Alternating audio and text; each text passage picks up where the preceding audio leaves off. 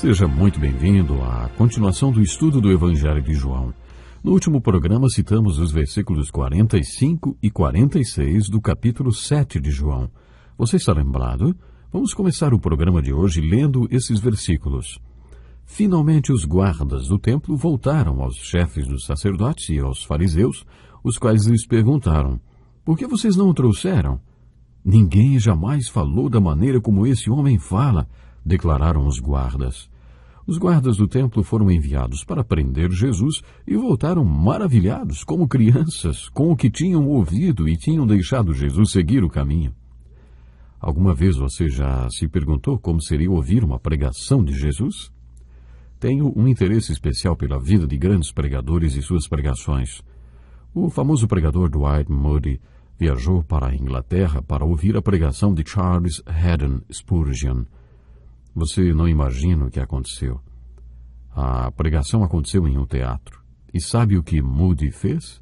Ele procurou os donos do teatro e comprou deles o assento no qual esteve sentado durante a mensagem. Ele desparafusou a poltrona e a levou como souvenir para se lembrar do dia em que ouviu a pregação do Sr. Spurgeon, como costumava chamá-lo, o Sr. Spurgeon. Mas, voltando ao capítulo 7 de João, aqueles soldados não prenderam Jesus, sim, não prenderam Jesus porque ficaram encantados com a pregação dele. Fico fascinado de pensar como deve ter sido esta pregação e como seria estar ali, ouvindo ao vivo, principalmente na hora em que Jesus gritou, conforme o versículo 28. Jesus exclamou em alta voz, uma segunda vez, relatada nos versículos 37 e 38. E como eu gostaria de estar presente naquele momento. O que temos relatado no Evangelho de João deve ser um resumo de tudo que ele falou. Provavelmente existe muito mais que não foi registrado. De qualquer forma, esse foi o apogeu deste sermão. João registra assim: no último e mais importante dia da festa, Jesus levantou-se e disse em alta voz: se alguém tem sede, venha a mim e beba. Quem crer em mim, como diz a Escritura, do seu interior fluirão rios de água viva. Isto é tudo que sabemos sobre este sermão. João oferece esse comentário. Ele estava se referindo ao Espírito, que mais tarde receberiam os que nele crescem. Até então o Espírito ainda não tinha sido dado, pois Jesus ainda não fora glorificado. A festa dos tabernáculos celebrava a peregrinação do povo de Deus pelo deserto. Todas as festas instituídas por Deus, através de Moisés, visavam servir de memoriais para que o povo se lembrasse de determinados fatos. Samuel Johnson afirmou que é mais necessário lembrar e relembrar do que instruir o homem. Isso é especialmente verdadeiro em relação ao povo de Deus. E é por isso que as Escrituras afirmam tantas vezes: lembra-te, lembra-te, lembra-te. Temos uma tendência a esquecer tudo muito rápido. É por isso que Deus quer que lembremos. Ele quis que o povo se lembrasse de muitas coisas, por exemplo, do tempo em que caminharam pelo deserto, e principalmente de como ele, sobrenaturalmente, supriu cada uma de suas necessidades. A maior dificuldade do povo no deserto era encontrar a água. E Deus deu a Moisés o poder de falar com a rocha para que a água saísse dela e a sede do povo fosse saciada. Deus queria que eles sempre se lembrassem disto. Por isso foi instituída a festa dos tabernáculos ou das cabanas.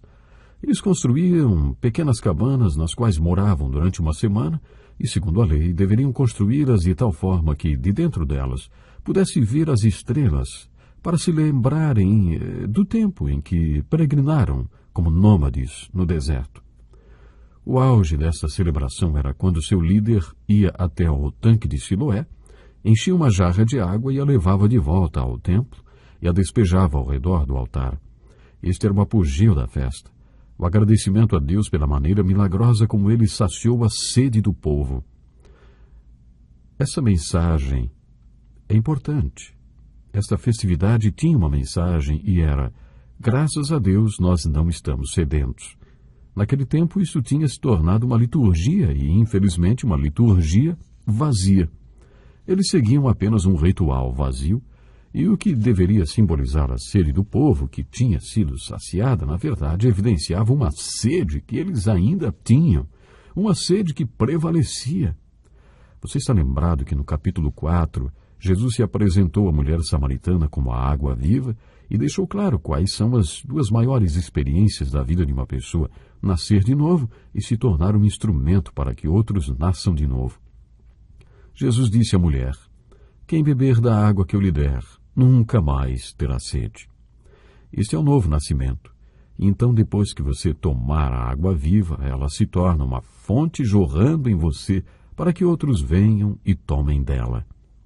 No capítulo 7, Jesus fala sobre esta mesma verdade, só que de maneira mais enfática. Ele estava clamando aos sedentos para que não vivessem mais um ritual vazio. Ele podia saciar a sede para o resto de suas vidas. Aquele que crê e bebe dessa água viva, do seu interior fluem rios de água que saciam a sede de outras pessoas, levando-as ao novo nascimento. Quanto a isso, João acrescentou um comentário. Ouçam mais uma vez. Diz assim: ele estava se referindo ao Espírito que mais tarde receberiam os que nele crescem.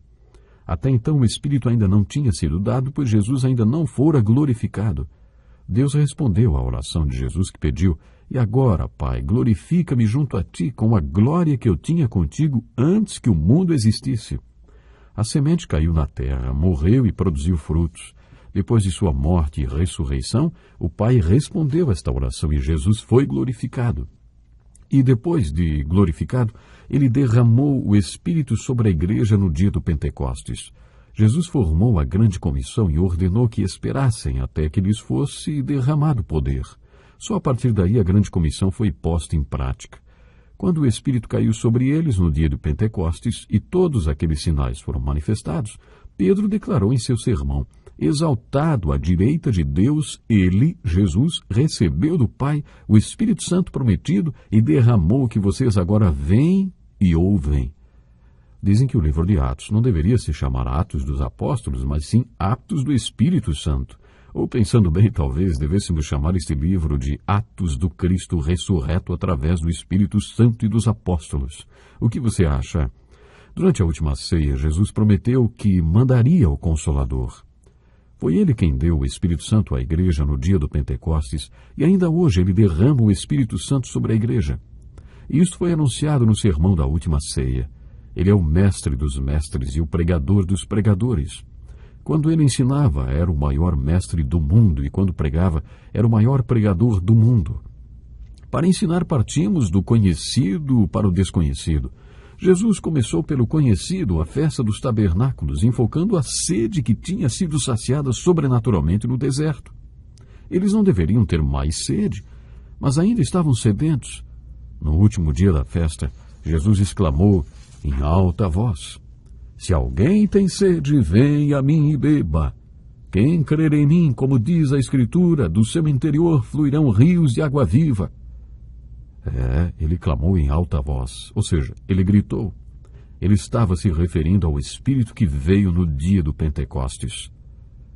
O relato continua dizendo que, ouvindo as suas palavras, alguns dentre o povo disseram: certamente esse homem é o profeta.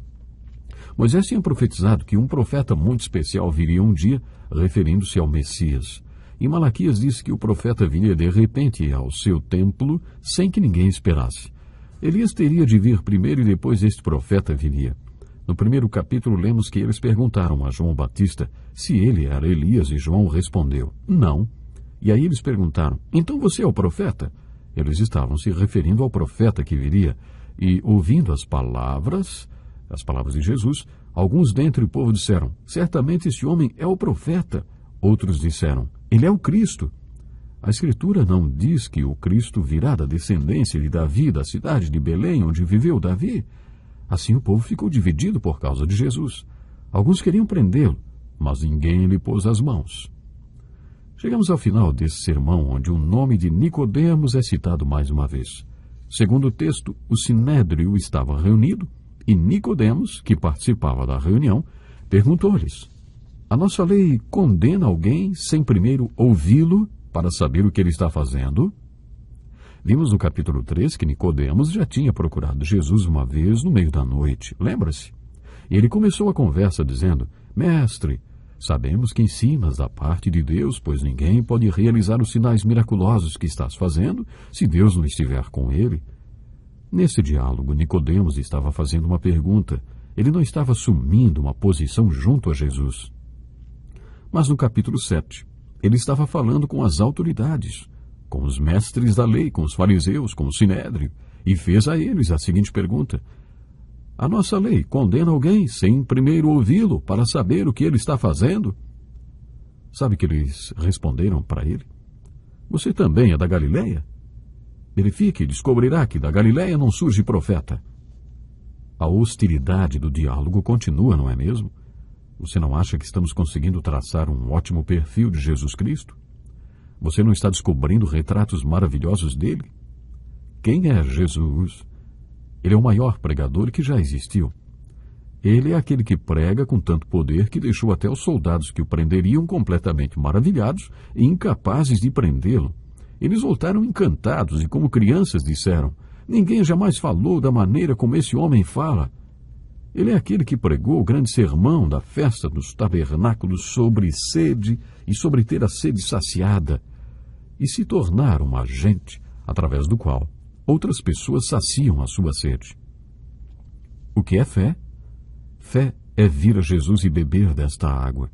Fé é descobrir que, quando você experimenta um novo nascimento, sua sede é saciada e rios de água viva, não apenas um fiozinho de água, mas rios de águas fluem no seu interior.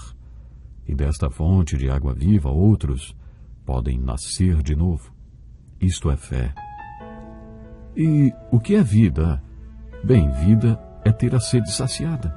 E vida é viver dia após dia, semana após semana, mês após mês e ano após ano, a emoção de ser um agente através do qual outras pessoas nascem de novo. Este é Jesus, isto é fé, e isto é vida, de acordo com o capítulo 7 do Evangelho de João. Releia este capítulo pensando nas respostas a essas perguntas.